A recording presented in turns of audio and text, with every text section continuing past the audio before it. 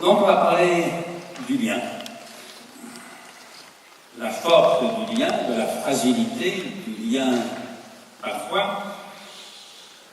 C'est une notion, au fond, un peu équivoque, cette notion de lien.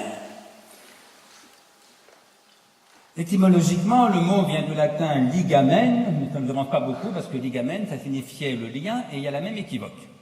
Quel équivoque? Le lien, c'est à la fois ce qui attache, c'est ce qui attache, mais à la fois au sens propre et au sens figuré. Ce qui attache au sens propre, c'est-à-dire ce qui entrave. C'est les liens qu'on met aux prisonniers pour qu'ils ne puissent pas s'échapper. La laisse du chien, en latin, ça se disait ligamen. C'est le lien qui vous relie à votre chien, qui l'empêche d'aller vaquer librement à ses désirs. Donc le lien, c'est ce qui attache au sens propre, donc ce qui entrave, et c'est ce qui attache au sens figuré, au sens où on est très attaché à ses enfants, à son conjoint, à ses amis. Et donc dans un cas, ça entrave, c'est négatif, dans l'autre cas, ça relie. Le lien, c'est ce qui lie et ce qui relie. C'est à la fois négatif comme entrave et bien sûr positif comme relation, comme affectivité. Alors bien sûr, quand on parle de la force du lien, on retarise, c'est évidemment le sens positif dont il s'agit. Et le titre que Claude m'a proposé, c'est exactement celui-ci, « Comment faire du lien ?» Donc il ne s'agit pas de vous entraver, il s'agit de nous relier. Comment faire du lien et répondre ainsi à un besoin essentiel et universel? Eh bien, Claude a raison, le lien, c'est un besoin essentiel et universel. Parce que, d'évidence, on ne vit pas tout seul. Personne ne peut vivre tout seul.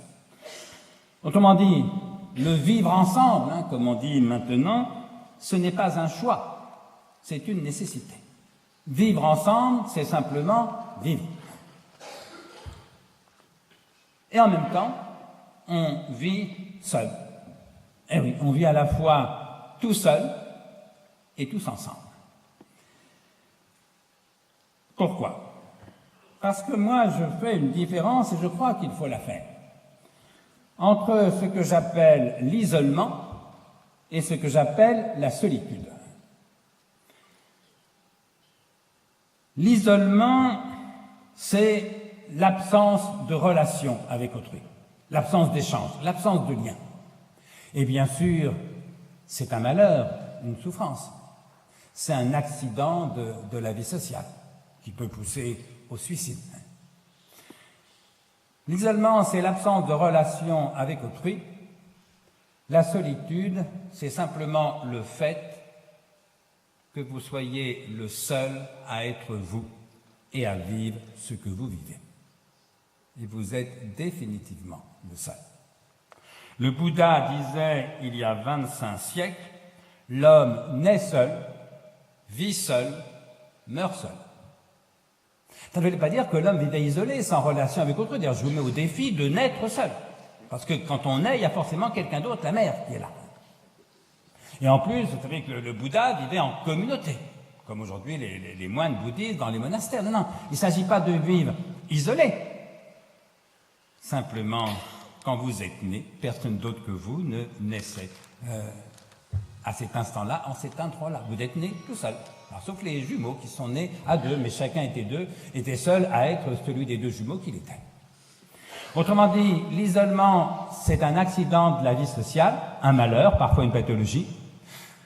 La solitude, c'est pas un accident de la vie sociale, c'est une donnée constitutive de la condition humaine.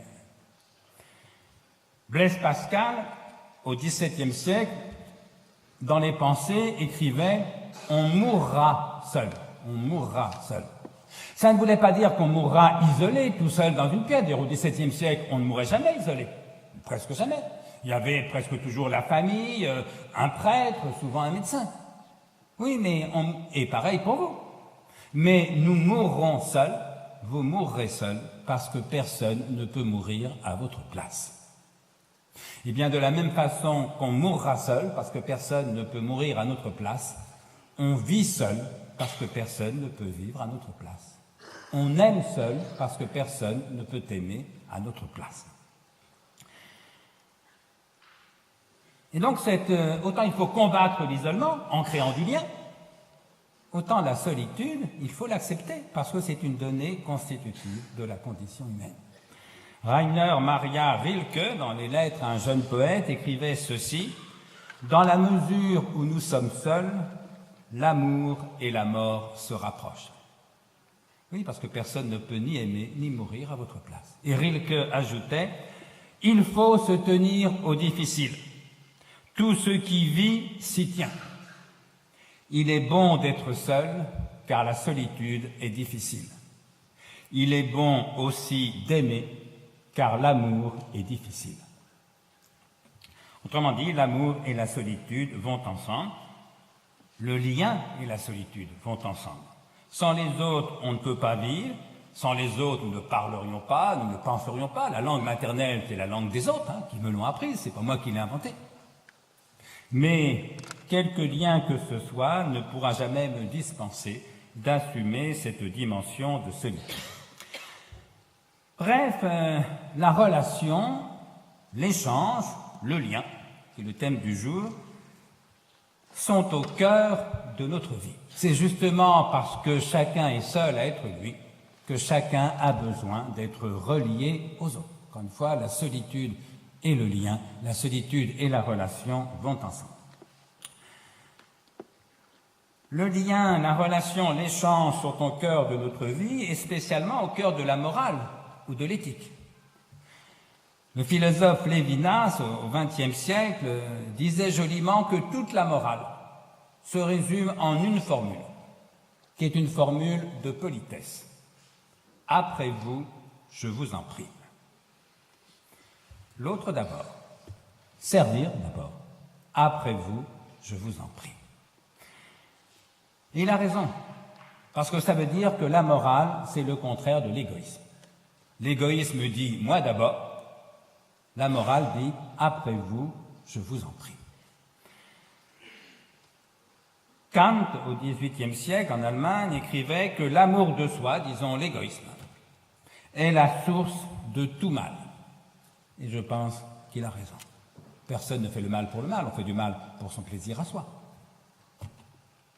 Même le sadique, s'il fait souffrir l'autre, c'est pas uniquement pour faire du mal, c'est que la souffrance de l'autre, ça le fait jouir, lui, c'est pour son plaisir à lui, son plaisir pour lui, c'est un bien. On ne fait du mal aux autres que pour son bien à soi, par égoïsme.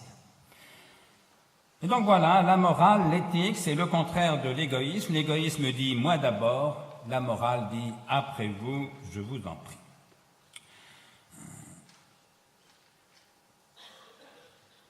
L'égoïsme est la source de tout mal, ne pourrait pas me pousser beaucoup pour que je dise que l'amour de l'autre est la source de tout bien.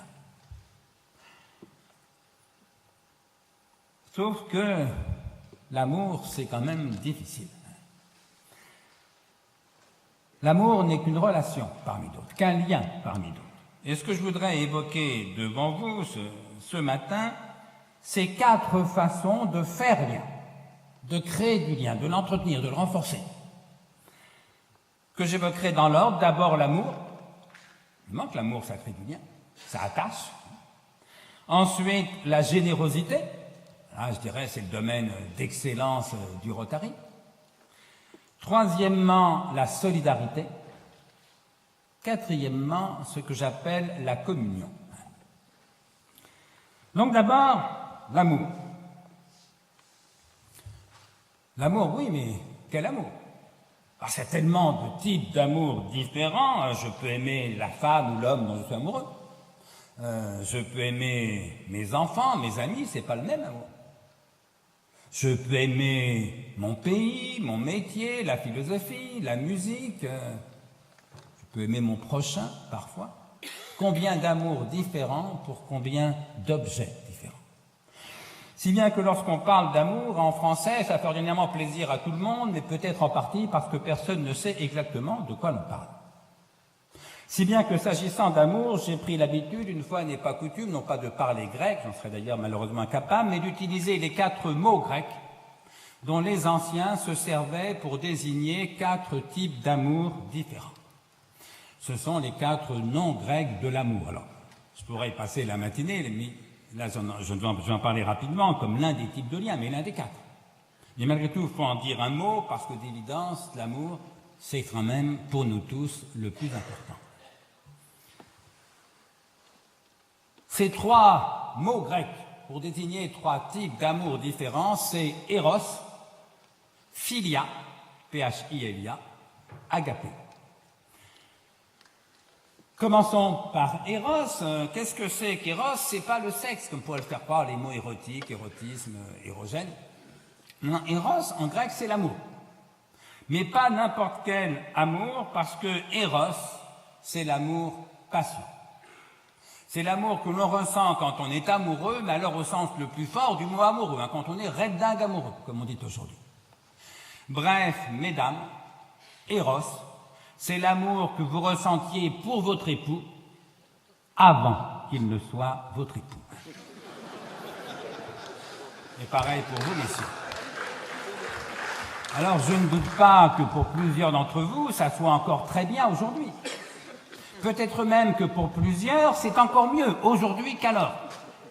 Mais malgré tout, rappelez-vous à quel point c'était différent. Eros, c'est la passion amoureuse, et philosophiquement, c'est l'amour selon Platon. Parce que le plus beau texte de philosophie écrit sur cet amour-là, c'est le banquet de Platon. Et dans le banquet, Platon nous explique, il se demande qu'est-ce que c'est. Alors le banquet est un livre qui porte sur l'amour. La question centrale, c'est qu'est-ce que l'amour? Et dans cette question, pour répondre à cette question centrale, qu'est-ce que l'amour, Platon va bâtir une double équation. Platon nous répond, l'amour est désir, première équation, et le désir est manque, deuxième équation. L'amour est désir et le désir est manque. Et Platon enfonce le clou en écrivant ce qu'on n'a pas, ce qu'on n'est pas, ce dont on manque, voilà les objets du désir et de l'amour. Ce qu'on n'a pas, ce qu'on n'est pas, ce dont on manque, voilà les objets du désir et de l'amour. J'ajouterai simplement, et voilà pourquoi le bonheur si souvent est manqué. Voilà pourquoi, comme dit le poète Louis Aragon, il n'y a pas d'amour heureux. Pas de panique pour les jeunes mariés s'il y en a dans la salle. J'en suis qu'à la première partie de mon exposé. J'en ai encore 3 pour entreprendre de sauver votre couple. Enfin bon, si c'est encore possible, pas non plus faire des miracles. Mais si c'est possible, on va entreprendre avec Spinoza, vous le verrez, de sauver votre couple. Mais avant d'entreprendre avec Spinoza de sauver votre couple, prenons le temps avec Platon de comprendre qu'il y a bien en effet quelque chose à sauver, autrement dit qu'il y a bien, comme on dit, un problème quelque part. Ce que tous ceux qui sont mariés depuis quelques années ont compris depuis longtemps. Le problème, c'est quoi? Le problème, c'est que si l'amour est désir et si le désir est manque, je n'aime et ne désire que ce que je n'ai pas, que ce qui me manque. Or, qu'est-ce que c'est qu'être heureux? Qu'est-ce que le bonheur? Platon répond, mais être heureux, c'est avoir ce qu'on désire. Pas forcément tout ce qu'on désire, parce qu'on sait bien qu'à ce compte-là, on ne sera jamais heureux, mais enfin, être heureux, c'est avoir une bonne partie, peut-être la plus grosse partie de ce qu'on désire. C'est ça, le bonheur. Très bien.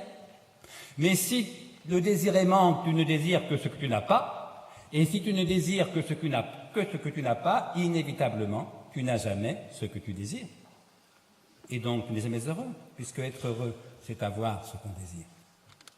Non pas, bien sûr, qu'aucun de nos désirs ne soit jamais satisfait, mais dès qu'un de nos désirs est satisfait, il n'y a plus de manque, puisqu'il est satisfait. Mais si le désir est manque, s'il n'y a plus de manque, il n'y a plus de désir. Vous n'avez donc pas ce que vous désirez, il n'y a plus de désir. Il n'y a plus de manque. Vous avez ce que vous désiriez avant, du temps où vous n'aviez pas. Oui, mais la chère d'amis, je suis désolé, être heureux, c'est pas avoir ce qu'on désirait. Être heureux, c'est avoir ce qu'on désire. Et vous, ce que vous avez, c'est pas ce que vous désirez. C'est ce que vous désiriez avant, du temps où vous n'aviez pas. Voilà pourquoi vous n'êtes pas heureux. Pardon pour ceux ici qui sont pleinement heureux, c'est pas à moi qui le donne tort, c'est à Platon. Mais comme il donne par la même raison à Spinoza, je leur demande et ce dont je les félicite, je leur demande simplement 5 minutes de patience, le temps d'expliquer aux autres, bien sûr, pourquoi les autres, eux, ne sont pas heureux. L'exemple le plus clair, c'est l'amour au sens le plus ordinaire du terme. Un homme, une femme, 2 hommes, 2 femmes, si vous préférez, bref, un couple. Parce qu'au fond, tomber amoureux, comme on dit, qu'est-ce que ça signifie en langage platonicien? Tomber amoureux, en langage platonicien, ça signifie que tout d'un coup, quelqu'un vous manque terriblement. Jusque-là, vous étiez bien, pépère, peinard. Et puis un beau soir, chez des amis communs, patatras, coup de foudre ravageur, vous rencontrez la femme ou l'homme qui vous manque terriblement. Vous ne supportez plus de vivre sans elle ou sans lui. Vous êtes tombé amoureux. Si vous êtes célibataire, c'est plutôt marrant. Enfin, c'est déjà compliqué, à la vérité, mais la vie devient plus intense, plus poétique, avec un côté champagne. Si vous êtes marié, c'est une espèce de catastrophe et une source d'emmerdement à peu près indéfinie. Alors on va imaginer, pour la simplicité de mon modèle, que vous êtes célibataire, mais je ne peux pas vous garantir que ça ne tombe que sur des célibataires. Donc vous êtes célibataire, par hypothèse, et un beau soir, chez des amis communs, vous rencontrez la femme ou l'homme, je veux dire la personne, pour ne pas avoir toujours à hésiter entre le masculin et le féminin, vous rencontrez la personne qui vous manque terriblement, vous ne supportez plus de vivre sans elle, vous êtes tombé amoureux. Vous entreprenez donc de séduire cette personne. Et là, de 2 choses l'une. Ou bien vous y arrivez, ou bien vous n'y arrivez pas. Si vous n'y arrivez pas, le manque se transforme en souffrance. C'est ce qu'on appelle un chagrin d'amour. Et si vous arrivez à séduire cette personne, elle vous aime aussi, vous vous installez ensemble. Éventuellement, vous vous mariez, vous faites des enfants. Et là, forcément, à force d'être là tous les soirs, tous les matins, à force de partager votre vie et votre lit, inévitablement, cette personne va vous manquer de moins en moins. C'est pas qu'elle n'est pas bien, c'est qu'elle est là, simplement. C'est qu'à la lettre, elle ne manque plus. Le problème, c'est que si le désir est manque, si elle ne vous manque plus, ou si elle vous manque de moins en moins, ça veut dire que vous la désirez de moins en moins. Et si l'amour est désir, ça veut dire que vous l'aimez de moins en moins. Vous êtes marié depuis 6 mois ou 6 ans, selon les cas, et un beau soir ou un triste matin, vous demandez, mais au fond, est-ce que je suis encore amoureux d'elle? Est-ce que je suis encore amoureuse de lui? La réponse est non, bien sûr. Sinon, vous ne poseriez pas la question. Oui, ça vous amuse moins, hein? J'ai touché un point sensible. Pardon pour ceux qui sont venus en couple et qui ne se le seraient jamais dit à eux-mêmes. Attention, ça ne veut pas dire que vous ne l'aimez plus. Ça veut dire que vous ne l'aimez plus comme ça. Vous n'êtes plus dans le manque. Vous n'êtes plus chez Platon. Vous n'êtes plus amoureux au vrai sens du mot, au sens qu'avait le mot amoureux quand vous disiez 6 mois ou 6 ans plus tôt à votre meilleur copain ou copine, je suis tombé amoureux. Ce n'est plus vrai. Vous n'êtes plus amoureux, vous n'êtes plus dans le manque, vous n'êtes plus chez Platon. Et là, vous n'avez plus philosophiquement qu'un seul choix. Soit vous allez tomber de Platon en Schopenhauer. Alors ça fait assez mal. Alors pour ceux qui n'ont pas... Alors Schopenhauer, philosophe allemand du 19e siècle, mais bon, j'ai pas le temps de m'y attarder, mais pour ceux qui n'ont pas lu Schopenhauer, on va dire que vous allez tomber de Louis Aragon à Michel Houellebecq. C'est pareil, sauf que ça fait encore plus mal, mais c'est pareil parce que Schopenhauer est l'un des maîtres à penser du romancier contemporain, par ailleurs talentueux, qui est Michel Houellebecq. Alors qu'est-ce que ça veut dire que tomber d'Aragon, Michel Houellebecq ou de Platon en Schopenhauer? Ça veut dire que Schopenhauer, au 19e siècle, en Allemagne, résume ce que je viens de montrer là rapidement en une phrase, dont je dis toujours que c'est la phrase la plus triste de toute l'histoire de la philosophie. Ça là, on aura touché le fond, on ne pourra plus que remonter. Alors quand je désire ce que je n'ai pas, le manque, c'est ce que Schopenhauer, comme tout le monde, appelle la souffrance. J'ai faim, il n'y a pas à manger, souffrance. J'ai soif, il n'y a pas à boire, souffrance. Je l'aime, elle ne m'aime pas, souffrance. Mais quand j'ai, Ce qui dès lors ne me manque plus, puisque je l'ai. Donc je ne désire plus, puisque le désir est manque. Donc je n'aime plus, puisque l'amour est désir. Il n'y a plus de souffrance, il n'y a plus de manque. Oui, mais ce n'est pas le bonheur. Je ne peux pas avoir ce que je désire. Il n'y a plus de désir. Ce n'est pas le bonheur, ce n'est pas le malheur. C'est ce que Schopenhauer appelle simplement et fortement l'ennui. Qu'est-ce que c'est que l'ennui? C'est pas le bonheur, c'est pas le malheur. L'ennui, c'est l'absence du bonheur au lieu même de sa présence attendue. Je me disais, qu'est-ce que je serais heureux si? Qu'est-ce que je serais heureux quand? Le si se réalise, le quand c'est aujourd'hui. Je ne suis pas heureux pour autant. J'avais rendez-vous avec le bonheur, je suis au rendez-vous, le bonheur n'y est pas. Le bonheur m'a posé un lapin. C'est pas que je sois malheureux, je ne suis ni heureux ni malheureux, simplement, je m'emmerde, ennui. Bien la phrase la plus triste de toute l'histoire de la philosophie, à mon sens, écrite donc par Schopenhauer, est la phrase suivante. Schopenhauer écrit « Ainsi, toute notre vie oscille, comme un pendule, de droite à gauche, de la souffrance à l'ennui. » Je vous avais prévenu. Ainsi, toute notre vie oscille, comme un pendule, de droite à gauche, de la souffrance à l'ennui. Souffrance parce que je désire ce que je n'ai pas, et je souffre de ce manque. Ennui parce que j'ai ce que dès lors je ne désire plus. Souffrance du chômeur qui manque de travail. Ennui du salarié à qui le travail a cessé de manquer. Les managers comprendront. Souffrance du chagrin d'amour. Ennui du couple. Il n'y a pas de couple où l'on ne s'ennuie jamais. Arrêtez de faire semblant. N'ayez pas peur, il n'y a pas que chez vous qu'on s'ennuie des fois, c'est normal. Vous savez, les couples où l'on ne s'ennuie jamais, ça n'existe que dans les mauvais romans d'amour, mais vraiment les très très mauvais, la collection Harlequin. Il n'y a pas de métier où l'on ne s'ennuie jamais. Les métiers où l'on ne s'ennuie jamais, ça n'existe que dans les mauvais livres de management. C'est-à-dire, en gros, dans les livres de management. Sauf ceux de Claude Desbordes, évidemment.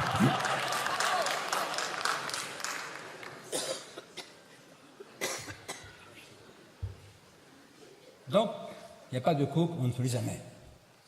Il n'y a pas de métier où l'on ne s'ennuie jamais. Mais fort heureusement, il y a beaucoup de couples et de métiers où l'on s'ennuie rarement. Où l'ennui n'est pas la règle, mais l'exception, bien sûr. Qu'est-ce que c'est qu'un couple heureux? C'est pas un couple où l'on ne s'ennuie jamais, arrêtez de rêver. Un couple heureux, c'est par exemple un couple où l'on s'ennuie beaucoup moins à deux que tout seul. C'est déjà pas mal. Les célibataires apprécieront. Et un couple vraiment très heureux, c'est un couple où l'on s'ennuie beaucoup moins à deux qu'avec tous les autres. Et là, croyez-moi, ça devient franchement délicieux. Bref, il y a une chose qui donne tort à Platon. Peut-être une seule ou plusieurs, mais qui avait une commune. Ce qui donne tort à Platon, c'est ce fait incontestable qu'il existe parfois des couples heureux. Ça met une raison forte d'aimer les couples quand ils sont heureux et de n'être pas platoniciens. Ce qui donne tort à Platon, c'est cet autre fait tout aussi incontestable, mais qui remet au même, qu'il existe parfois des travailleurs heureux. Ça met une raison forte d'aimer le travail quand il est heureux et de n'être pas platonicien.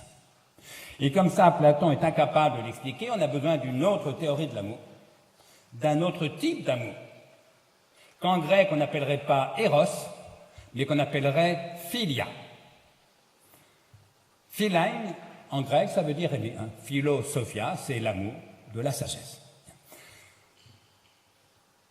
Alors, ce deuxième type d'amour, philia, on le traduit ordinairement par amitié, c'est une traduction un peu plate, parce que ça a un sens beaucoup plus large en grec, enfin, philia a un sens beaucoup plus large en grec ancien qu'amitié en français.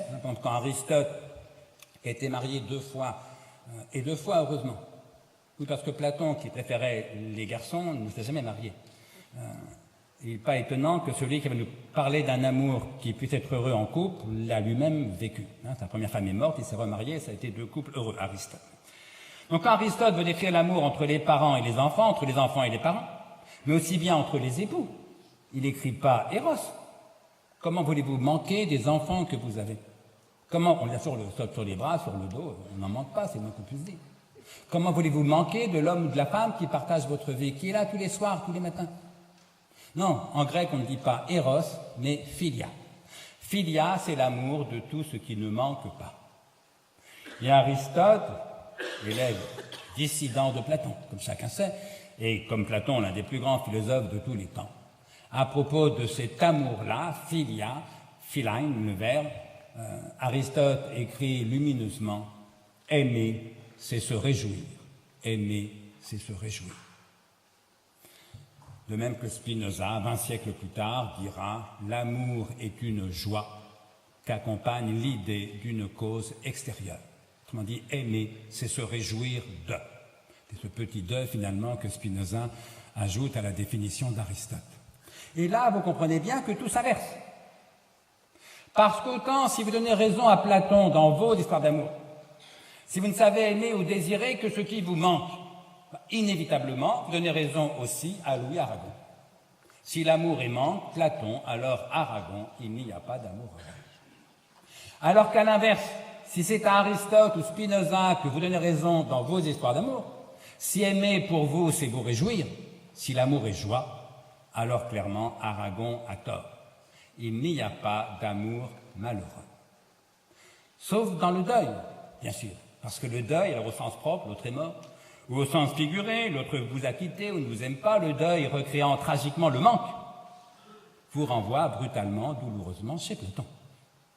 Mais en dehors du deuil, si l'amour est joie, alors Aragon a tort, il n'y a pas d'amour malheureux. Je n'ai pas le temps de m'y attarder, mais vous comprenez bien en quoi ces deux conceptions de l'amour, éros, philia, le manque ou la joie, nous éclairent. Au fond, qu'est-ce qu'un couple malheureux? Un couple malheureux, c'est un couple qui est tombé de Platon en Schopenhauer. Quand il n'y a plus de joie, il ne reste que l'ennui. Qu'est-ce que c'est qu'un couple heureux? C'est un couple qui est monté de Platon en Spinoza. Quand il n'y a plus de manque, il reste la joie. Alors peut-être avez-vous dit, messieurs, puisque ça se passe ordinairement dans ce sens-là, le 14 février dernier, lors de la dernière Saint-Valentin, peut-être avez-vous dit à votre épouse, à votre compagne, « Ma chérie, ça fait 15 ans qu'on vit ensemble, toi et moi. Eh bien, tu vois, depuis 15 ans, je suis aussi amoureux de toi qu'au premier jour. » T'étais gentil. Non, c'est vrai, d'abord c'était bien d'avoir pensé à la Saint-Valentin, c'était gentil de lui dire ça plutôt qu'une vacherie. Le seul problème, bien sûr, c'est que c'était faux. Vous n'espérez pas qu'elle vous a cru, quand même. Elle a bien vu la différence, elle. C'était exactement un gentil mensonge. Vous savez, un mensonge dans un couple, même gentil, c'est toujours un peu inquiétant parce que allez savoir où s'arrête la gentillesse et où commence la lâcheté. Surtout lorsqu'il s'agit d'un homme. Chez la plupart d'entre eux, gentillesse et lâcheté sont tellement proches qu'elles sont en vérité à peu près indiscernables.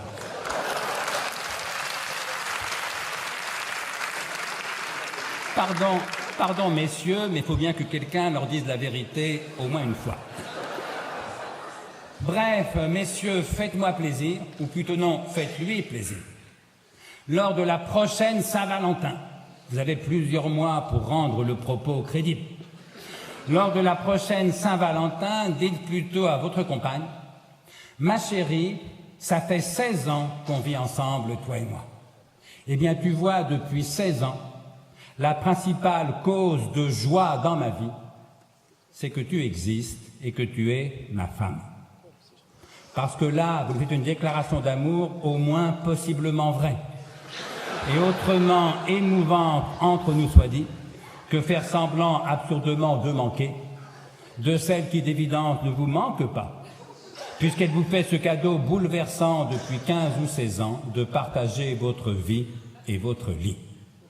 Et puis je vais vous dire, manquer, c'est à la portée de n'importe qui. N'importe quel beauf peut être en manque, comme on dit. N'importe quel gamin de 16 ans peut tomber amoureux, y compris d'une vedette de la chanson qu'il n'a jamais rencontrée. Et oui, aimer ce qui manque, c'est facile. Se réjouir de ce qui est, c'est autrement difficile, autrement important, autrement émouvant. Eros, la passion amoureuse, le manque, philia, la joie. Qu'est-ce que c'est qu'aimer? Pour philia, c'est jouir et se réjouir de l'existence de l'autre, de la présence de l'autre, de l'amour de l'autre. S'il vous aime, s'il est bien fait de sa personne, c'est assez facile, c'est pas si facile que ça, mais on y arrive. Mais si c'est quelqu'un que vous ne connaissez pas, qui vous insulte dans le métro de Rennes, qui sent pas très bon, bref, si c'est pas un proche, mais un prochain, alors là, c'est quand même tout autre chose. Et cet amour du prochain, là encore, j'ai pas le temps de m'y attarder, en grec, oui, c'est du grec, mais c'est un mot grec que Platon, Aristote n'a jamais entendu. On appelle ça agapé, que les latins vont traduire par caritas, les français par charité, enfin que les catholiques français par charité, les protestants le traduisent plutôt par amour. Disons, de façon un peu lourde mais plus explicite, agapé, c'est l'amour de charité. Et ça, la question, c'est est-ce qu'on en est capable? Eros, oui, ça c'est clair, on a tous été amoureux, et pour la plupart d'entre nous, vu l'âge qu'on a, presque tous plusieurs fois. Philia, c'est encore plus clair, on a tous des amis, et on a tous, ou la plupart d'entre nous, vécu en couple. Et pour plusieurs, des couples heureux. L'amour du prochain, qui est pourtant ce que le Christ des évangiles nous prescrit. J'avoue n'en avoir pas personnellement d'expérience personnelle incontestable. Des moments de compassion, oui, plusieurs fois par jour. Des moments de charité, c'est-à-dire se réjouir de l'existence de l'autre pour ce qu'il est et quoi qu'il soit. La charité est une espèce d'amitié, disait Thomas d'Aquin. Et donc, bien sûr, la charité est beaucoup plus proche de philia que d'Eros. On ne veut pas être amoureux du prochain, ce serait une maladie mentale. Mais être l'ami de quelqu'un qu'on ne connaît pas, qui ne nous aime pas, qui n'est pas forcément agréable, je ne suis pas certain que nous en soyons capables. Enfin, certains en sont sans doute capables, mais moi, non. Vous savez ce que disait un jour des proches dans un de ces spectacles? Jésus nous dit « Aime ton prochain comme toi-même ». Personnellement, disaient des proches, je préfère moi-même. Ben oui, on en est tous là, évidemment. Sauf les quelques saints, pardon pour les 2 ou 3 saints qu'il y a peut-être dans la salle, quoique j'en doute, mais je parle des autres.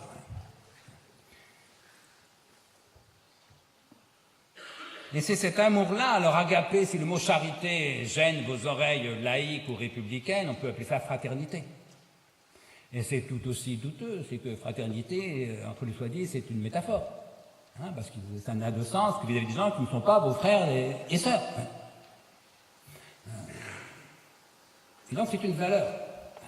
Et le propre des valeurs, c'est que ça n'existe pas. Le philosophe Alain disait « La justice n'existe pas. C'est pourquoi il faut la faire. » Oui, elle n'existe pas comme une bouteille d'eau et un pupitre. Ce n'est pas une chose du monde. C'est une valeur. Mais je n'ai pas montrer la même chose de l'amour. L'amour n'existe pas, c'est pourquoi il faut le faire, y compris au sens sexuel de l'expression faire l'amour, mais aussi au sens moral de faire la charité. Non pas au sens condescendant du terme, mais au sens où on agit par amour du prochain. Alors si on est capable, c'est formidable. Parce que là, la maxime qui s'applique, c'est pas celle du Rotary. Servir d'abord, c'est celle de saint Augustin, qui résume génialement l'esprit des évangiles, et c'est un athée qui vous le rappelle, pour ceux qui n'auraient pas lu mes livres. Saint Augustin résume génialement l'esprit des évangiles en une formule: aime et fais ce que tu veux. Aime et fais ce que tu veux. Oui, parce que si l'amour est là, alors l'amour du prochain, pas Eros. Le type qui dit sois amoureux et fais ce que tu veux, ça va aboutir à des catastrophes. Non, non. Aime ton prochain et fais ce que tu veux.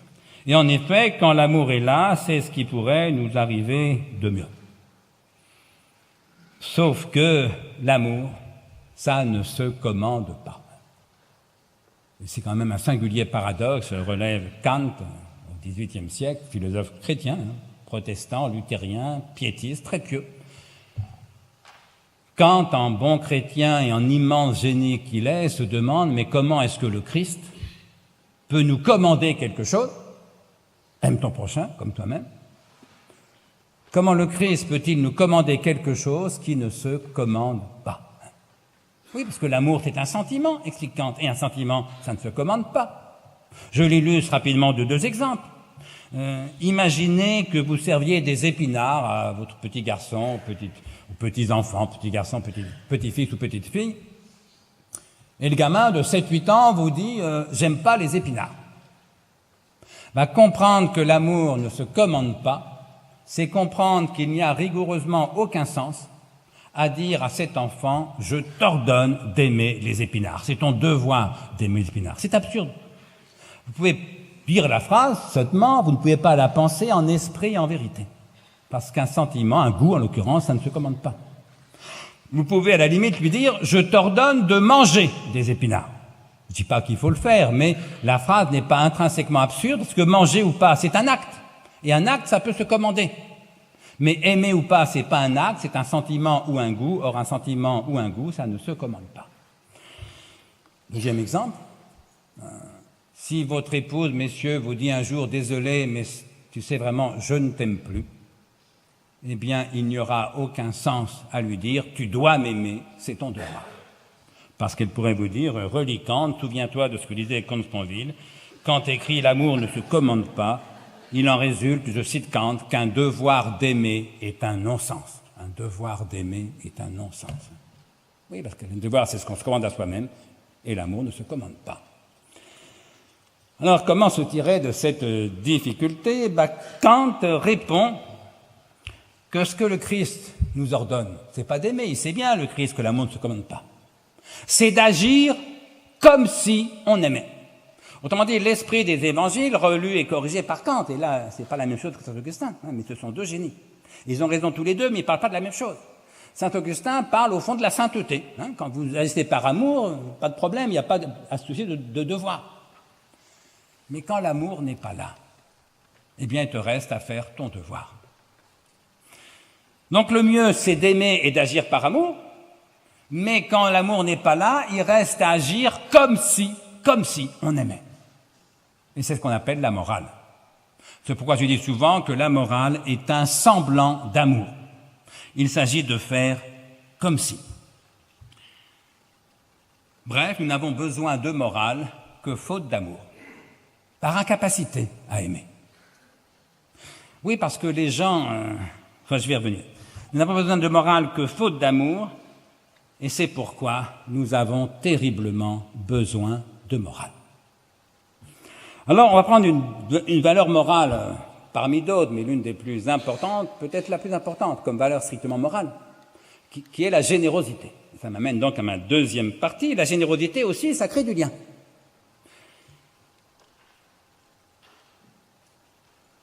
Qu'est-ce que c'est que la générosité? La générosité, c'est la vertu du don. Quand on est être généreux, c'est donner.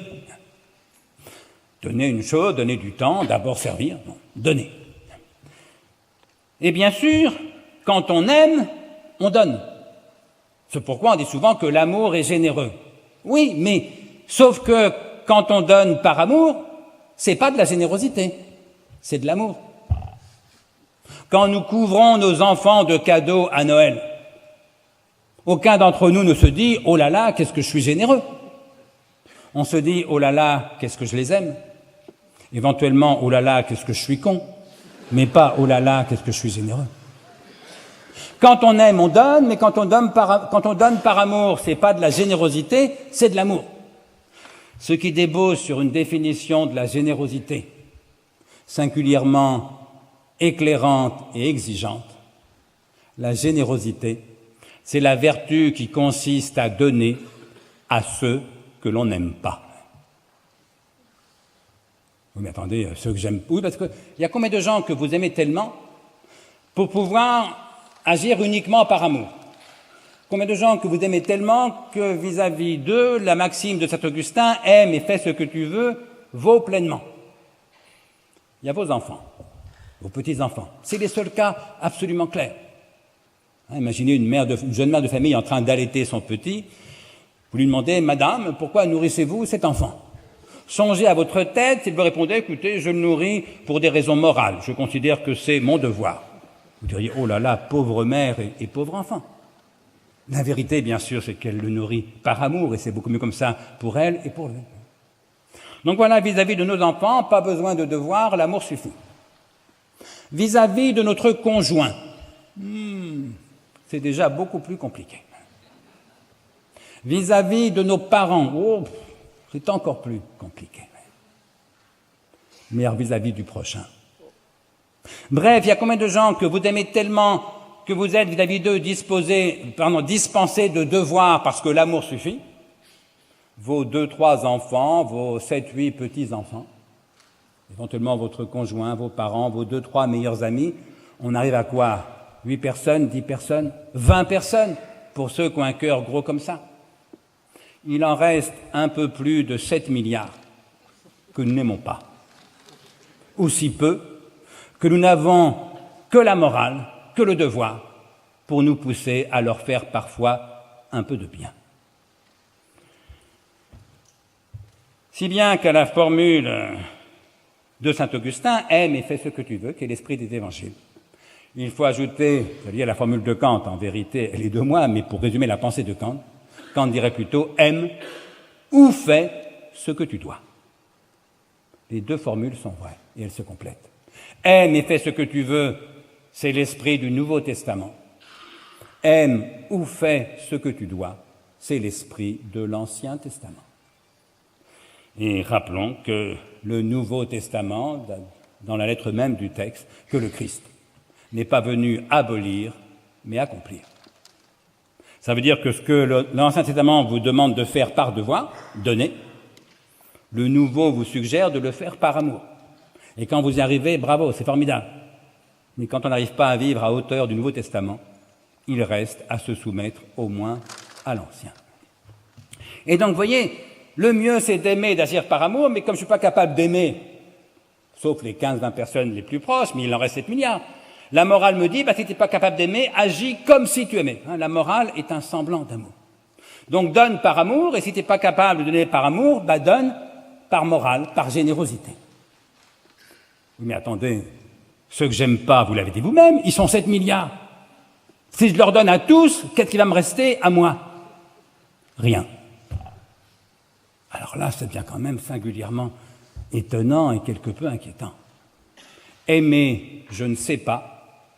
Être généreux, je ne veux pas. Pardon de le dire devant des gens qui sont associativement généreux. Mais enfin, même vous qui êtes membre du Rotary, si vous calculez la part de vos revenus que vous dépensez pour des actions de pure générosité, il faut donc exclure tout ce que vous dépensez pour vos enfants, vos petits-enfants, votre conjoint. Ça, c'est de l'amour, c'est pas de la générosité. Il faut donc exclure vos impôts, puisque là, c'est une contrainte, c'est pas de la générosité. Combien dépensez-vous par des actions de pure générosité? Mon idée, c'est qu'on est presque tous en dessous, et moi y compris, en dessous de 1% de nos revenus. Au moment du tsunami, les journalistes parlaient de la merveilleuse générosité des Français. Le fait est que pour la première fois de mémoire de journaliste, les Français avaient donné 0,6% de leurs revenus pour le tsunami. Nous n'étions plus égoïstes qu'à 99,4%, et les journaux criaient au miracle. Ne nous culpabilisons pas trop. Moi je dis l'égoïsme est la source de tout mal avec Kant, mais j'ajoute l'égoïsme fait partie des droits de l'homme. La Constitution américaine le dit, tout être humain a le droit de chercher son bonheur. Or, chercher son bonheur, c'est toujours agir en partie par égoïsme. Mais alors là, ça devient intéressant parce que aimer, je ne sais pas, donc j'essaye d'agir comme si j'aimais, d'être généreux, d'agir par morale, par vertu, mais même ça, je ne veux pas. Ou trop rarement. Alors qu'est-ce que je fais? Si tu n'es pas capable d'aimer, agis comme si tu aimais. Si tu n'es pas capable d'être vertueux, par exemple d'être généreux, agis comme si tu étais vertueux, comme si tu étais moral, comme si tu étais généreux. Et ça s'appelle le droit et la politesse. Si tu n'es pas capable d'aimer, sois au moins généreux. Si tu n'es pas capable d'être généreux, paye au moins tes impôts. je respire, ça j'en suis capable. Le mieux c'est d'aimer, si tu n'es pas capable d'aimer, sois au moins généreux, donne à ceux que tu n'aimes pas, et si même ça c'est trop te demander, respecte scrupuleusement la politesse. À nouveau, je respire. Aimer, je ne sais pas, donner, je veux pas trop, mais être poli, je sais faire. Et donc le droit et la politesse sont des semblants de morale. Il s'agit d'agir comme si on était moral. Si on était moral, on donnerait de l'argent pour l'éducation des enfants des autres, pour soutenir les pauvres, que sais-je. On ne veut pas le faire, ou très peu, et donc l'État a inventé un truc génial qu'on appelle la fiscalité. Le paradoxe, c'est qu'imaginez une société où tout le monde respecterait scrupuleusement et le droit et la politesse. Ça serait une société à peu près parfaite. Plus de vols, plus de viols, plus de meurtres, plus de prison, parce qu'il n'y a plus de délinquance. Plus de tribunaux, plus de police. Imaginez les économies pour le budget national. Oui, parce que tout crime suppose qu'on ait violé soit le droit, soit la politesse, et le plus souvent les deux d'ailleurs. La société serait à peu près parfaite. Et pourtant, vous dirait Blaise Pascal dans son langage, vous n'en seriez pas moins damnés. Parce que je vais vous dire, le droit et la politesse, ça n'a jamais sauvé personne. Dans mon langage daté, je dirais la société serait à peu près parfaite, vous n'en seriez pas moins un pauvre type.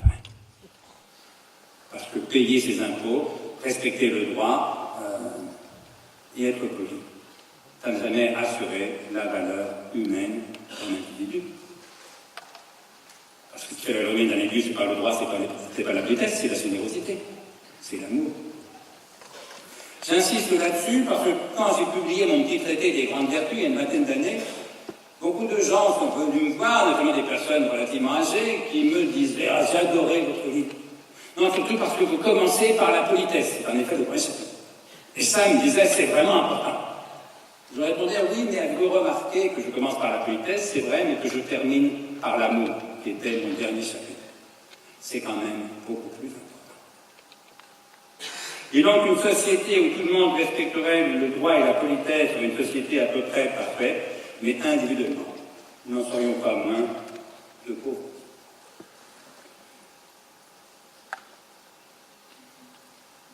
Ce n'est pas une raison pour ne pas payer vos impôts. On va dire, oui, mais si la morale fait semblant d'aimer, et si le droit et la politesse ont fait semblant d'être moraux, quand est-ce qu'on arrête de faire semblant? On dit quand est-ce qu'on est authentique? C'est très simple. On arrête de faire semblant quand on agit vraiment par amour. C'est nos moments de sainteté. Vous direz, oui, on n'est pas des saints. Oui, c'est vrai, mais avec vos enfants, avec vos petits-enfants, vous êtes quasiment des saints. Vous donneriez votre vie pour eux sans hésiter. Donc on arrête de faire semblant par en haut quand on agit vraiment par amour. C'est le moment de sainteté. Et on arrête de faire semblant par en bas quand on a renoncé, y compris au droit, y compris à la politesse, c'est le moment de barbarie. Quelqu'un vous fait une tête à queue en voiture, sortez de votre voiture pour lui casser la gueule. Vous savez bien que le droit l'interdit, que la politesse l'interdit, et vous avez renoncé et au droit et à la politesse, moment de barbarie. Et entre les deux, quand on n'est ni un barbare ni un saint, c'est-à-dire le plus souvent, on fait semblant d'agir moralement, c'est ce qu'on appelle être honnête, respecter le droit, la politesse. Ou on fait semblant d'aimer, c'est ce qu'on appelle la vertu. Par exemple, la générosité.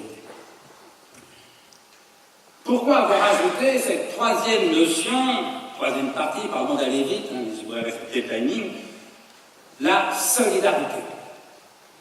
Et d'abord, quelle différence y a-t-il entre la générosité et la solidarité? J'insiste là-dessus parce que dans le politiquement correct dans notre pays, beaucoup de gens semblent croire que solidarité et générosité, c'est la même chose. C'est pas du tout la même chose. Alors bien sûr, si on confond assez souvent ces deux notions, c'est qu'elles ont quelque chose en commun, sinon on est confondé. Ce qu'elles ont en commun, c'est que dans les deux cas, générosité et solidarité, il s'agit de prendre en compte les intérêts de l'autre. Ça oui. La différence maintenant entre les deux, c'est que dans un cas générosité, vous prenez en compte les intérêts de l'autre, quand bien même vous ne les partagez aucunement. Vous lui faites du bien à lui, ça ne vous fait aucun bien, en tout cas matériellement, à vous. Vous donnez 1 euro à un SDF, il a 1 euro de plus, vous avez 1 euro de moins. Générosité. Par différence avec la solidarité, qui consiste à prendre en compte les intérêts de l'autre parce que vous partagez ces intérêts. En faisant du bien à lui, vous faites en même temps du bien à vous, y compris matériellement. Vous avez vu, ça, c'est trop beau pour être vrai, ça ne peut pas exister. Mais ça existe tous les jours. C'est ce qu'on appelle le marché. Il y a aussi d'autres solidarités non marchandes, qui sont à la charge notamment des États, des collectivités territoriales, la ville de Rennes par exemple. Mais il y a aussi, et d'abord, d'évidentes solidarités marchandes. Je l'ai vu sous un exemple. Quand je vais acheter ma baguette de pain chez la boulangère, pourquoi est-ce qu'elle me la vend? Bien sûr pas par générosité. Elle me la vend, évidemment, par intérêt. Pourquoi est-ce que je la lui achète? Bien sûr pas par générosité. Je la lui achète par intérêt. Elle me la vend exactement parce qu'elle préfère avoir 1 euro plutôt qu'une baguette. C'est normal, la baguette lui a coûté beaucoup moins cher. Pourquoi est-ce que je la lui achète? Je la lui achète parce que je préfère avoir, à l'inverse, une baguette plutôt qu'1 euro. C'est normal, puisque j'ai faim. Je ne vais pas manger des euros. Et puisque la baguette, je vais la fabriquer moi-même, me coûterait, temps de travail compris, investissement compris, beaucoup plus cher, et serait sans doute beaucoup moins bonne. Bref, elle me la vend par intérêt, je la lui achète par intérêt. Si je comptais sur sa générosité pour avoir du pain, je mourrais de faim. Si elle comptait sur ma générosité pour avoir de l'argent, elle serait ruinée. Si nous comptons chacun sur l'intérêt de l'autre, on se sourit gentiment tous les matins, on fait d'excellentes affaires, elle gagne très bien sa vie et je mange un excellent pain. Convergence d'intérêts, solidarité. Mais il y a plus d'étonnant encore. C'est quel est l'intérêt, au fond, de ma boulangère? Eh bien, dans une économie concurrentielle ouverte, autrement dit, si elle ne tient pas à la seule boulangerie à 30 km à la ronde. Dans une économie concurrentielle ouverte, l'intérêt, au fond, de ma boulangère, c'est 1, que sa baguette soit la meilleure possible, 2, qu'elle coûte le moins cher possible. Bref, son intérêt, c'est d'avoir le meilleur rapport qualité-prix pour conquérir des parts de marché. Quel est maintenant mon intérêt à moi, consommateur? Bizarrement, c'est le même. Que la baguette soit la meilleure possible, coûte le moins cher possible. Ça, c'est très étonnant. Elle n'agit que par intérêt. Je n'agis que par intérêt. Nous avons le même intérêt. Autrement dit, le marché a créé entre ma boulangère et moi une convergence objective d'intérêts, c'est-à-dire exactement une solidarité. Et de ce point de vue, il faut oser dire, contre une partie de l'ère du temps, que le marché est une formidable machine à créer de la solidarité. Pas du tout quoi qu'il fonctionne à l'égoïsme, comme le croient les jeubards, mais parce qu'il fonctionne à l'égoïsme, et que la solidarité n'est pas autre chose qu'une convergence des égoïsmes. Bref, la solidarité, c'est pas le contraire de l'égoïsme, comme le croient nos journalistes. Non, le contraire de l'égoïsme, on sait bien comment ça s'appelle la générosité, évidemment. La solidarité, c'est pas le contraire de l'égoïsme, c'est sa régulation socialement efficace. Il s'agit d'être égoïste ensemble et intelligemment, plutôt que bêtement et les uns contre les autres.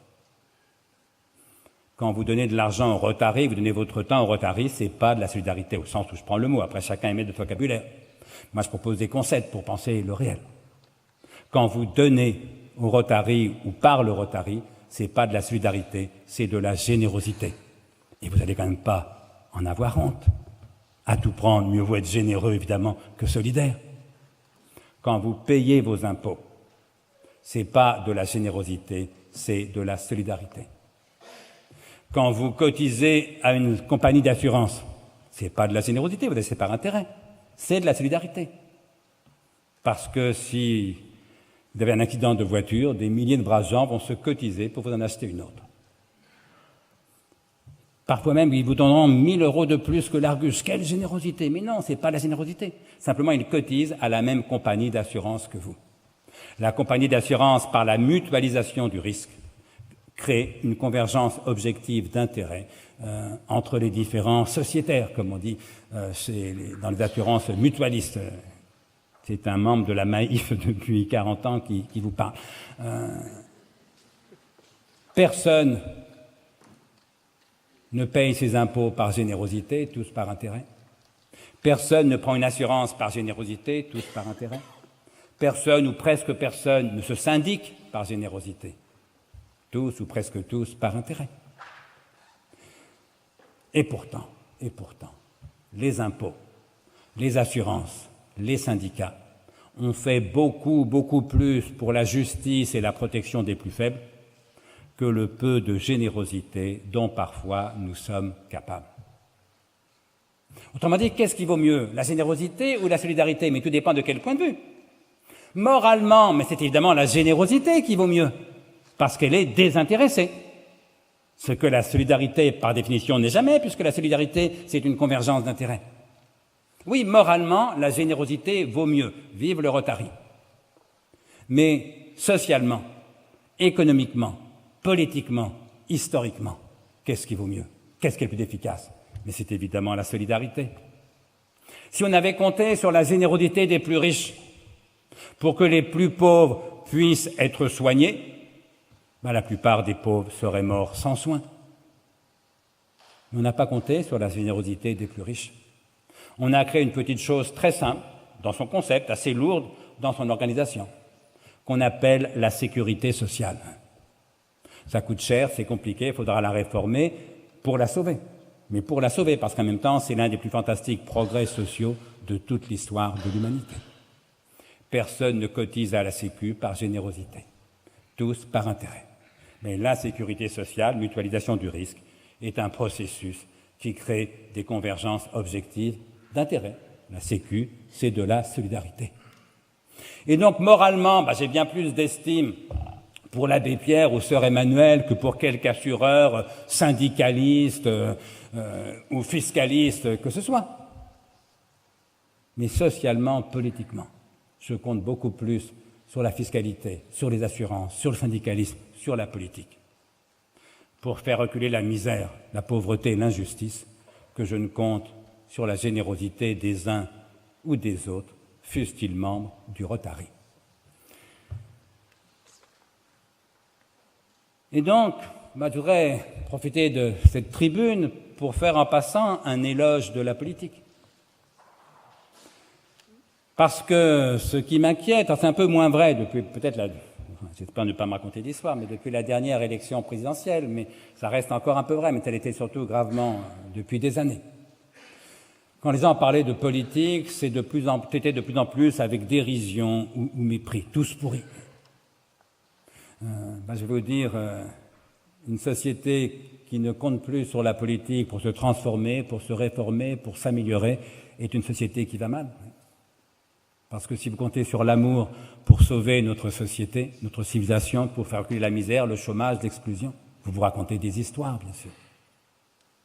Si vous comptez sur la générosité, par exemple sur le Rotary, pour tenir lieu de politique sociale, économique, vous racontez des histoires, évidemment.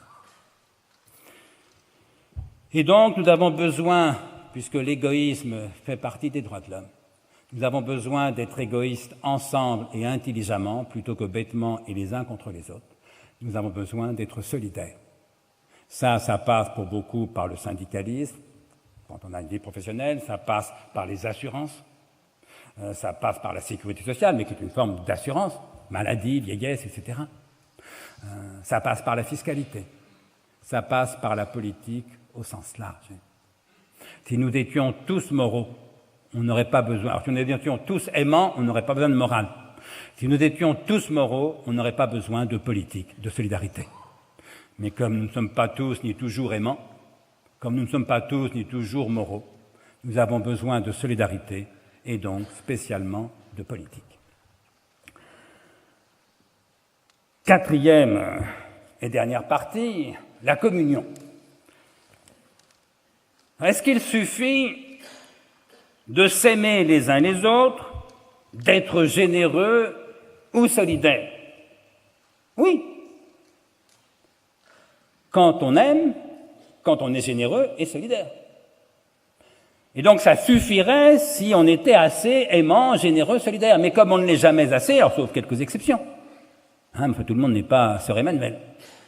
Comme on ne l'est jamais assez, ça ne suffit pas en pratique. Et d'ailleurs, pourquoi devrions-nous être aimants, généreux et solidaires? Parce qu'au fond, ce sont des valeurs. Et je le disais tout à l'heure, une valeur, le problème de valeur, c'est qu'elle n'existe pas. La justice n'existe pas, c'est pourquoi il faut la faire. L'amour n'existe pas, c'est pourquoi il faut le faire. La solidarité n'existe pas, c'est pourquoi il faut la bâtir, la construire. C'est pour ça qu'on a créé la Sécu. Mais pourquoi être aimant, généreux, solidaire?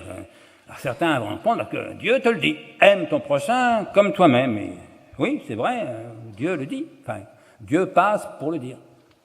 Mais Dieu existe-t-il? La vérité, c'est qu'on n'en sait rien. Certains ici y croient, d'autres n'y croient pas. Je fais partie de ceux qui n'y croient pas, mais j'en sais pas plus que vous.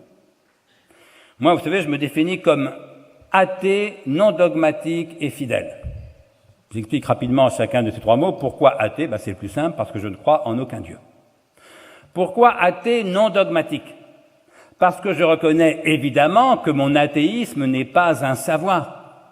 Tout bêtement parce que personne ne sait, au vrai sens du verbe savoir, si Dieu existe ou pas. Je l'ai écrit dans un de mes livres. Si vous rencontrez quelqu'un qui vous dit « je sais que Dieu n'existe pas », ce n'est pas d'abord un athée, c'est d'abord un imbécile. La vérité, c'est qu'on ne sait pas. Et de même, si vous rencontrez quelqu'un qui vous dit « je sais que Dieu existe », c'est un imbécile qui a la foi. Alors, qu'il ait la foi, je ne reproche pas du tout, mais qui sottement prend sa foi pour un savoir. Ce qui est une double erreur philosophique, parce que croire et savoir, c'est deux notions parfaitement différentes, et théologique. Parce qu'en bonne théologie chrétienne, la foi est une grâce, ce que le savoir, évidemment, ne saurait être. Donc voilà, athée non dogmatique, c'est-à-dire je ne crois pas en Dieu, mais je ne prétends pas que ce soit un savoir, c'est une opinion, une conviction. Bref, je crois que Dieu n'existe pas, comme l'autre ici croit que Dieu existe, mais ce ne sont au fond que des croyances. Athée, non dogmatique et fidèle. Pourquoi athée fidèle?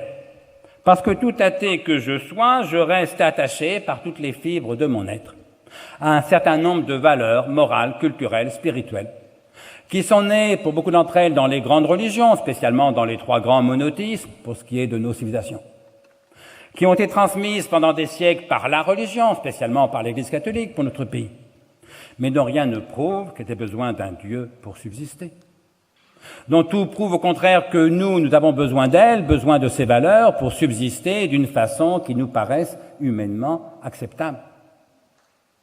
Est-ce qu'il y a besoin de croire en Dieu pour penser que la sincérité vaut mieux que le mensonge, que le courage vaut mieux que la lâcheté, que la générosité vaut mieux que l'égoïsme, que la douceur et la compassion valent mieux que la violence et la cruauté, que l'amour vaut mieux que la haine? Évidemment non. Alors si vous avez la foi, si vous croyez en Dieu, vous avez la foi est ce que j'appelle la fidélité. La foi, c'est une croyance, une grâce pour les chrétiens, on l'a ou on l'a pas. La fidélité, c'est pas une croyance, c'est un comportement. C'est un attachement actif, en acte, à ces valeurs que nous avons reçues et que donc nous avons à charge de transmettre.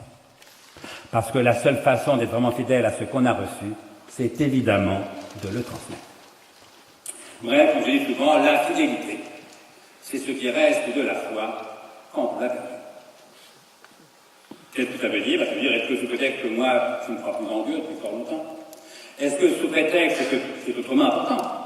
Que notre société, globalement, socialement, historiquement, y croit de moins en moins. Alors c'est pas vrai dans le monde entier, mais c'est clairement vrai en Europe, c'est ce qu'on appelle la déchristianisation.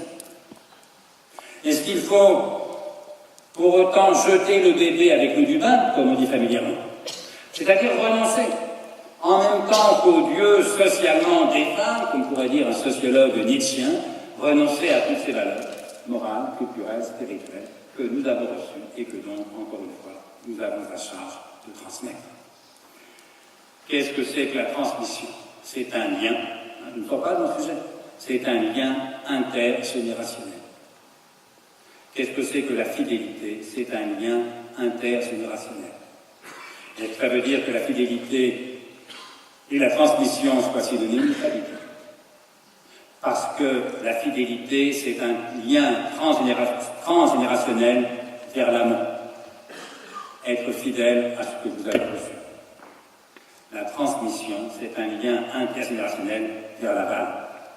Donnez à vos enfants, à vos petits-enfants, ce que vous avez reçu de l'égal.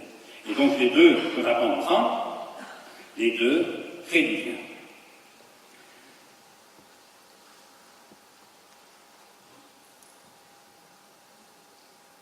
Sauf que Dieu aussi, ça crée du lien.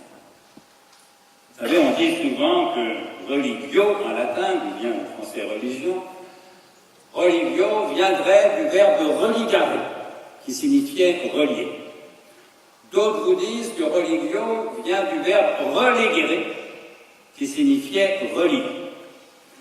À mon avis, mais je n'ai pas le temps de m'y attarder, c'est la deuxième étymologie qui est la bonne, mais les deux sont éclairants.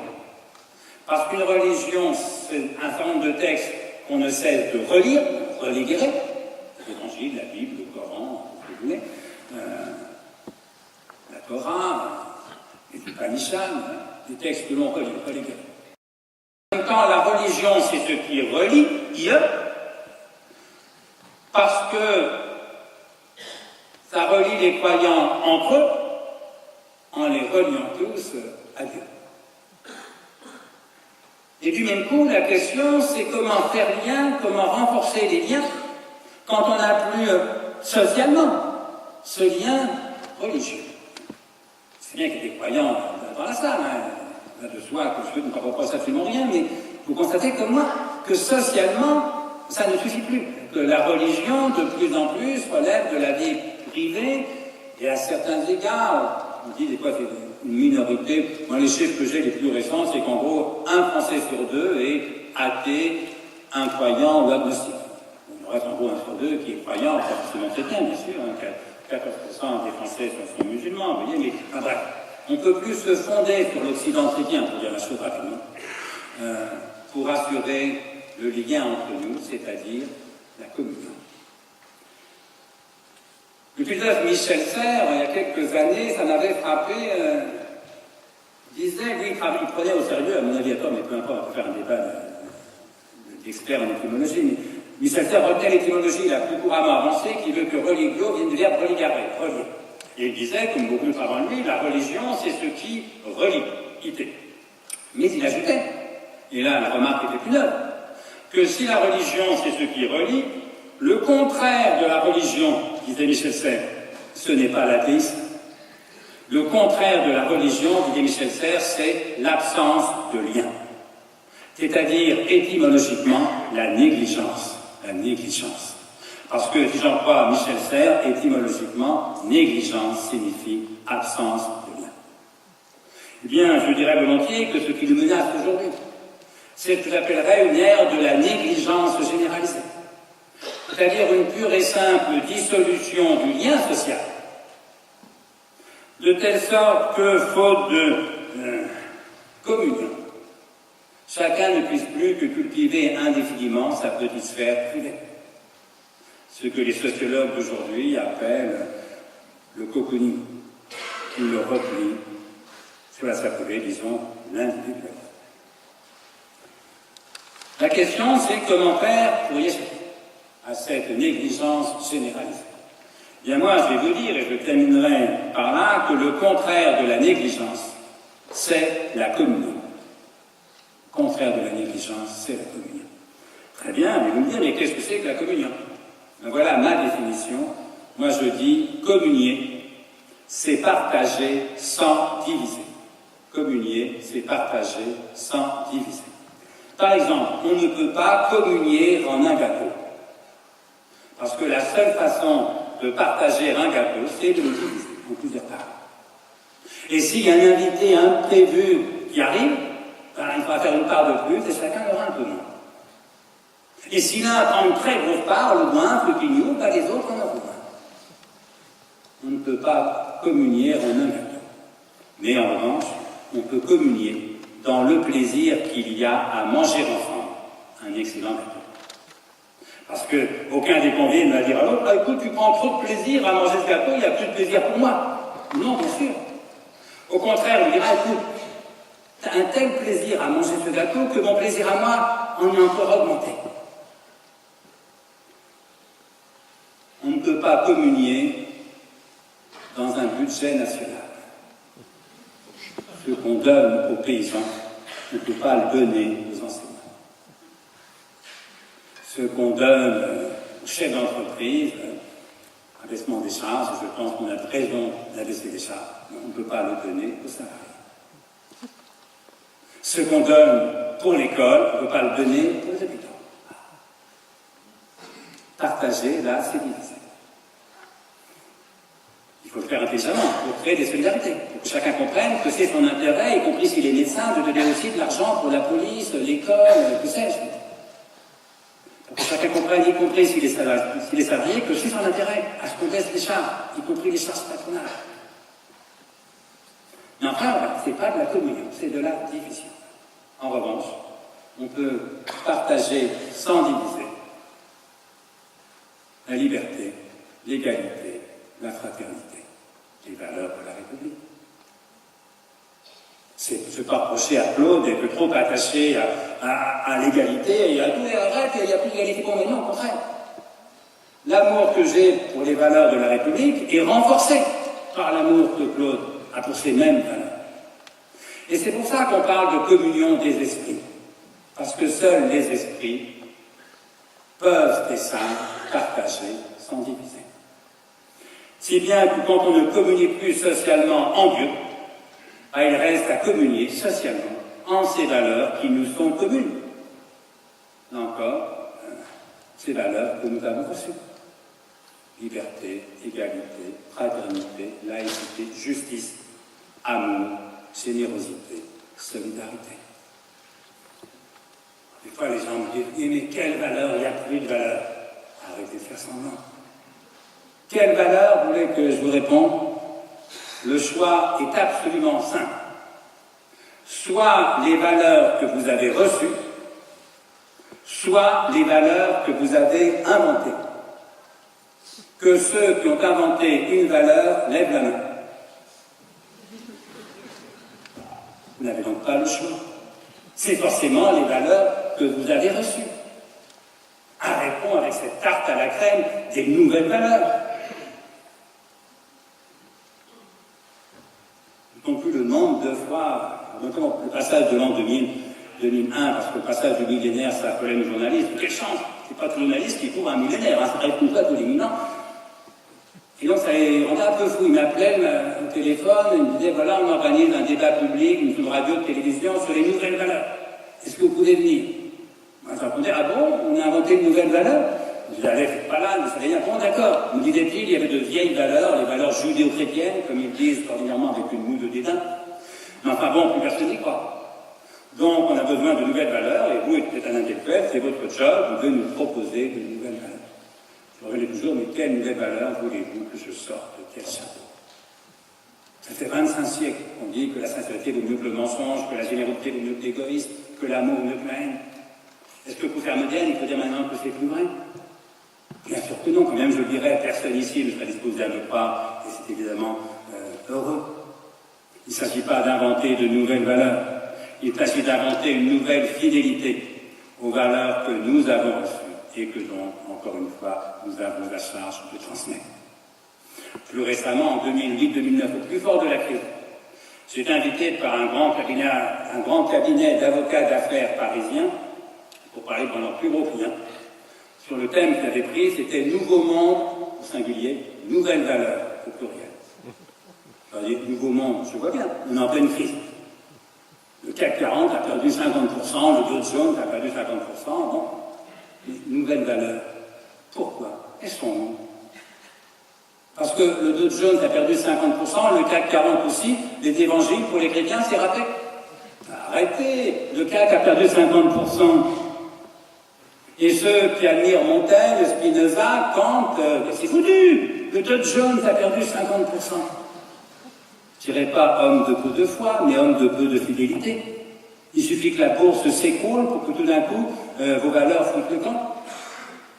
Il ne s'agit pas d'inventer de nouvelles valeurs, il s'agit d'inventer une nouvelle fidélité aux valeurs que nous avons reçues et que nous avons la charge de transmettre.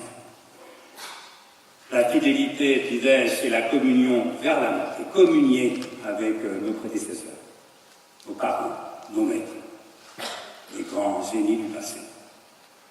La transmission, c'est la communion vers la vie. Pour communier avec nos enfants, encore faut-il que nous ayons su leur transmettre ces valeurs que nous avons reçues. Un de mes amis juifs me disait une formule qui n'est pas juive, qui est traditionnelle dans le milieu du judaïsme, mais il me disait, nous les juifs, on dit qu'un juif, c'est pas quelqu'un dont les parents sont juifs, c'est quelqu'un dont les enfants sont juifs. On dirait volontiers qu'un être vraiment humain, un humaniste, c'est pas quelqu'un dont les parents sont humains, humanistes, c'est quelqu'un dont les enfants sont humains et humanistes. Fidélité, transmission, ce sont les deux formes intergénérationnelles de la communion. Alors en conclusion, après un exposé aussi vaste, mais par le sujet que Claude m'avait proposé, on aura envie de répondre à la question « Où allons-nous » Manque de chance, Claude n'a pas invité un prophète, même pas un prévisionniste, il n'a invité qu'un philosophe. Toutefois, je ne serais pas philosophe si je n'avais pas réponse à tout. C'est bien qu'à la question « Où allons-nous » je veux bien répondre de philosophique façon. Nous allons vers l'avenir. Vous allez me dire « Oui, mais ça, c'est pas vraiment un scoop. » Je suis d'accord. Mais surtout, c'est pas une garantie. Ni pour l'individu, parce qu'à long terme, comme disait l'autre, on est tous morts, ni pour la société ou la civilisation. Parce que, comme disait le poète Paul Valéry, au lendemain de la Première Guerre mondiale, nous autres civilisations, nous savons désormais que nous sommes mortels. Donc oui, bien sûr, on va vers l'avenir, mais c'est pas un scoop, c'est encore moins une garantie. Vous savez, un jour, un imbécile dit au même Paul Valéry, « L'avenir me donnera raison. » Paul Valéry lui a simplement répondu « Vous me faites peur. » Oui, parce qu'il n'est pas exclu que l'avenir donne raison aux imbéciles. Ça ne croit pas que les imbéciles étaient intelligents. Ça prouvera que l'avenir a mal tourné. Et je ne peux pas vous garantir le contraire. Bref, plutôt que de se demander où nous allons, mieux vaut se demander où nous voulons aller. Où nous voulons aller. Parce que là, ça ne relève plus de la prévision de la prophétie, ça relève de la volonté. Ça dépend de nous. Où voulons-nous aller? Et là, je ne peux pas ne pas évoquer un proverbe africain que j'aime beaucoup, qui dit la chose suivante: quand on ne sait où l'on va, il faut se souvenir d'où l'on vient.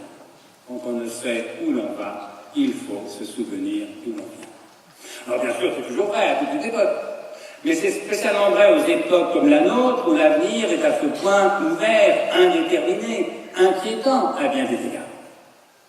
Mais surtout, je dirais plus.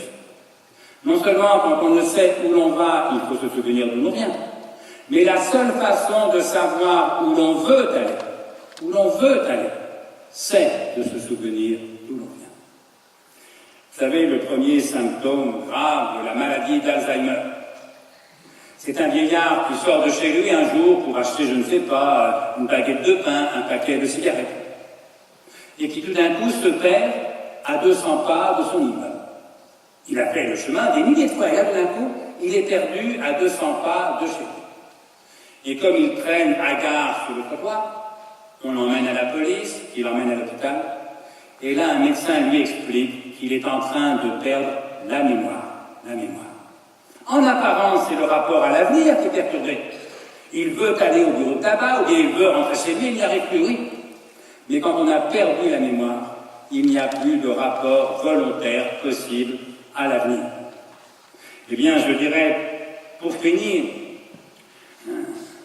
que la fidélité, au sens où j'ai pris le mot, la fidélité est le seul antidote socialement disponible à cette maladie d'Alzheimer des civilisations qu'on appelle la barbarie. Du passé, ne faisons pas table rase. C'est un vers, une vieille chanson française qui est internationale, qu'on peut continuer à chanter pour d'excellentes raisons. Mais il y a au moins un vers international que moi je ne pourrais plus jamais chanter, c'est du passé, faisons table rase. Parce que ça, c'est la formule même de la barbarie. Du passé, ne faisons pas table rase. Le XXIe siècle sera fidèle, donc aussi aimant, généreux, solidaire. Pour autant qu'on arrive à l'être, c'est les mêmes valeurs que j'évoquais dans les 3 premières parties. Du passé, ne faisons pas table rase, le XXIe siècle sera fidèle et laïque, ou il ne sera pas. Je vous remercie de votre attention.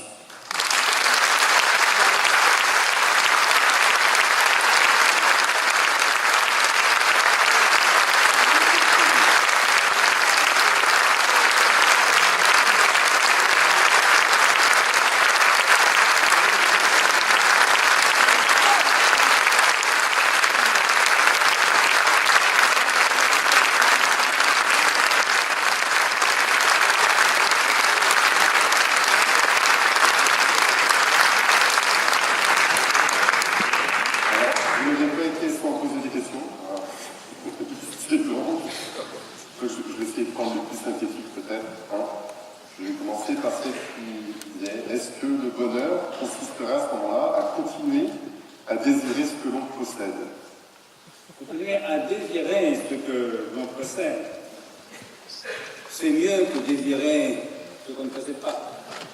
Mais je vais vous dire, tout ce que vous possédez, vous pouvez le perdre. C'est la différence qu'il y a entre l'avare et le cupide. Le cupide désire l'argent qu'il n'a pas encore. L'avare désire l'argent qu'il a. Et quand je réalise ça, ça m'embêtait parce que ça donne raison à l'avare. Hein, il désire ce qu'il a. Et je trouvais que l'avare était encore plus antipathique que le cupide. Eh bien, sauf que l'avare ne désire pas l'argent qu'il a. Ce qu'il désire, c'est avoir encore demain l'argent qu'il a aujourd'hui. Et ça, il ne l'a pas. Parce que personne ne peut avoir aujourd'hui l'argent qu'il aura demain. Autrement dit, l'avare, le problème c'est quoi? C'est qu'il a peur de perdre son argent. Le cupide espère gagner de l'argent plus tard. L'avare a peur de devenir pauvre. Alors, lequel est le plus heureux, l'avare ou le cupide? Je pense que ça dépend un peu du tempérament de chacun, justement dans leurs histoires d'amour respectives. Enfin, reconnaissant qu'ils ne sont pas des modèles dans la vie, ni le cupide, ni l'avare. Il ne s'agit pas de désirer ce qu'on a, encore moins de désirer ce qu'on a, encore moins pas forcément, parce que désirer ce qu'on n'a pas, le chômeur qui désire un boulot, je ne vais pas le reprocher. L'étudiant qui passe son examen, il n'a pas encore le bac, mais vraiment qu'il le désire. Non, au fond, désirer ce qu'on n'a pas est souvent aussi légitime que désirer ce qu'on a. Mais le vrai bonheur, ce n'est pas de désirer ce qu'on a. Tout ce qu'on a, on va le perdre. Ce n'est pas de désirer ce qu'on n'a pas. Le vrai bonheur, c'est de désirer ce qui est. E-S-T. Ça s'appelle l'amour. L'amour. Parce que aimer son prochain, c'est pas posséder son prochain. Personne ne possède personne. Hein, on a aboli l'esclavage, c'est fini la propriété privée de tout. Les hommes ici qui croient posséder leur épouse n'ont pas compris ce qu'est un couple. Il ne s'agit pas de posséder, il s'agit d'aimer, c'est-à-dire de se réjouir de l'existence de l'autre. Donc voilà, non, le bonheur, ce n'est pas désirer ce qu'on a, ce n'est pas non plus désirer ce qu'on n'a pas. Le bonheur, c'est désirer ce qui est, c'est-à-dire aimer. C'est la sagesse d'Épicure, qu'évoquait Madame le maire tout à l'heure, c'est aussi la sagesse des évangiles. Et pour un épicurien comme moi, qui est aussi un athée fidèle, cette rencontre entre Épicure et les évangiles me réjouit profondément. Mais ceci, Aristote dirait la même chose. Philia. À propos de philia, l'amitié en un sens large, Aristote écrit merveilleusement, sans l'amitié, sans amis, personne ne choisirait de vivre. Évidemment, on n'y est pas sur place. On se réjouit qu'il soit. Le bonheur, c'est désirer ce qui est. Le seul bonheur, c'est aimer. À condition qu'on n'aime pas ce qui manque. Quand Ragon dit il n'y a pas d'amour heureux, il a raison sur Eros, puisque c'est le manque. Et moi je dis il n'y a pas d'amour heureux, il n'y a pas ni de bonheur sans amour. Il n'y a pas d'amour heureux ni de bonheur sans amour. Vous comprenez bien que la phrase est cohérente parce que le mot amour n'a pas le même sens dans les deux membres de la phrase. Ça veut dire qu'il n'y a pas d'éros, il n'y a pas de passion amoureuse heureuse. Arrêtez. Ça n'existe dans les très mauvais jeux. Vous la ne dure pas, comme Juliette. Elle meurt à 17 ans, Juliette. Il n'y a pas d'éros heureux, ni de bonheur singulier. Et donc, le bonheur, c'est un amour heureux. Mais c'est tout autre chose qu'une passion. Amour heureux, dans passion, il y a souffrance. Alors je passe à la question suivante, où on parle de la politesse, de la générosité. Peut-on être poli et généreux et hors du droit aujourd'hui? Avec par exemple le problème des migrants accueillis par des populations civiles qui sont mis en cause par la justice. Vous répétez la fin? Peut-on être poli et généreux et hors du droit? Et l'exemple qui est pris, c'est celui du problème des migrants accueillis par la population civile. Ah, le délit de solidarité. Oui, bien sûr, on peut être poli et généreux en dehors du droit. C'est Robin des Bois. Le vol aux riches, c'est parfaitement illégal, pour donner aux pauvres, c'est parfaitement généreux. Et je ne reproche rien à ceux qui, violant la loi, aident des migrants clandestins à rentrer dans notre pays. Et je ne reproche rien aux tribunaux qui les condamnent et les sanctionnent. Parce que dans un état de droit, quand on viole la loi, il faut accepter démocratiquement la sanction que ça suppose. Ça veut dire quoi? C'est pas contradictoire. Ça veut dire que moralement, ils ont tout en estime, voire pour certains mon admiration, mais que juridiquement, on a tout à fait le droit de les condamner. Parce que si on n'applique plus la loi, il n'y a plus d'État. Il n'y a plus de justice. Croyez-moi, dans un pays où il n'y a plus de justice, plus d'État, la générosité ne durera pas longtemps. Donc voilà, moi j'approuve. J'approuve, je ne connais pas bien le détail du fait, ça dépend des cas, mais moralement, c'est de l'estime pour les gens qui aident illégalement les migrants clandestins. Mais politiquement, je suis attaché à ce que la loi de la République s'applique. Avec mansuétude quand elle est violée pour des raisons morales, c'est ce que tous les juges en tiennent compte. On ne va pas les sanctionner quand on les sanctionne, ce qui est rare, et comme on sanctionnerait un criminel, bien sûr. Il faut tenir compte, être dit dans les livres de droit, le juge est soumis à la loi, il n'est pas asservi par elle. Il est à sa marge d'appréciation. Mais nous renonçons ni à la générosité, ni à l'état de droit. Quand il n'y a pas d'état de droit, la générosité ne survit pas très longtemps. Très bien. Je vous remercie. On peut encore...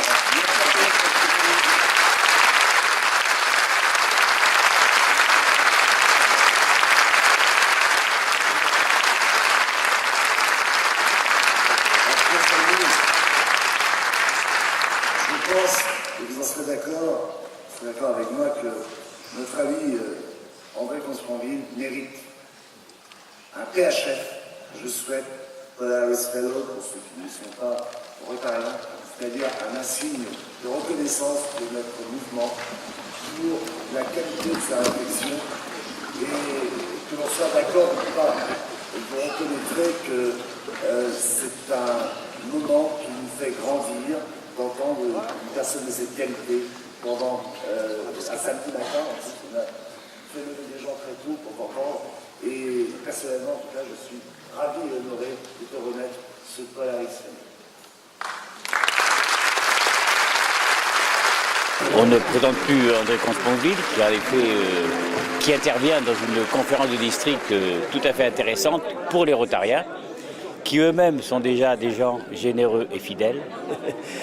Et justement, André Consponville, par sa philosophie sur les 4 aspects de l'amour, du bonheur, de la générosité et de la solidarité, a pu mettre en avant toutes les valeurs, en effet, du Rotary. Et j'espère que les Rotariens auront pu prendre et boire ses paroles, comme tout philosophe qu'il est, fidèle et laïque. Oui, le fait d'avoir tout compris, le fait que les choses soient présentées de façon un petit peu avec des exemples amusants, qu'on puisse rire aussi. Enfin, moi je sais que dans mes pensées, j'ai eu une évolution du couple en sentant ça et en essayant justement à avancer. dans le couple. Bah, j'aurais bien aimé voir un prof de philosophie comme ça. Mais si, c'est vrai, c'est très réaliste en fait. C'est la conférence par un professeur de philosophie qui nous a parlé du lien, le lien entre plusieurs choses. Et c'était. Pourquoi ça t'a touché? Ça m'a touché parce que c'était universel, ça touchait les adultes, les rotaraxiens, les rotariens, les interax, ça concernait tout le monde. La philosophie, c'est quand même très difficile. Peu de gens dominent ce genre de domaine. Donc il arrive à mettre à la portée des gens des notions extrêmement complexes, avec beaucoup de gentillesse. Et derrière, je trouve que quand on connaît un tout petit peu son parcours, on sait que c'est éclairé par énormément d'humanité de la part d'un homme qui a souffert profondément.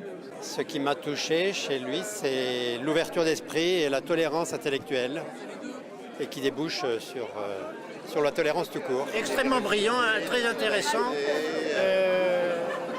Ça éclaire beaucoup de choses et ça ouvre l'esprit.